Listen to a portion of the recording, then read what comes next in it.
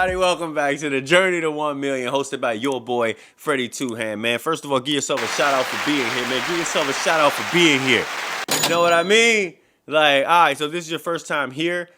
I'm bringing everybody on we are currently in week 1 on building out my journey to 1 million, man. I'm taking you through all the different aspects of it, from the mental, the financial, the successes, the failures, the obstacles that you're just gonna go through on my first journey to 1 million. And I'm hoping that by the end of this, man, I've provided the formula for everybody to be able to reach their own dreams, even if you're not chasing after what I'm doing. Just like being able to take these same concepts and like put them along the line in that type of way. All right. So today I want to cover something that I like to do every day, to be self-reflective. Okay. Because remember, your mindset is going to play a big part in that. That's why I've been spending a lot of time on that this week, on this week 1.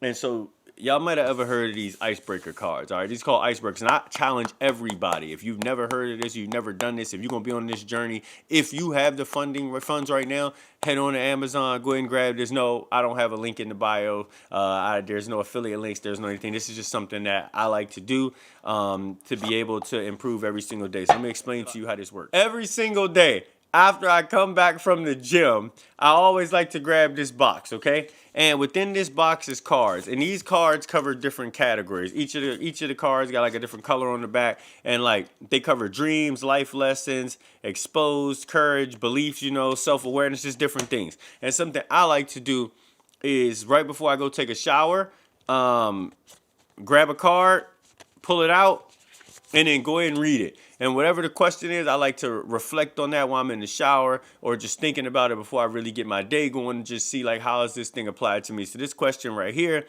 what belief keeps getting you into trouble? Normally it takes me like I like to take some time to be able to answer these questions, but because I done did this today, I'll answer this one right now. What belief keeps getting you into trouble?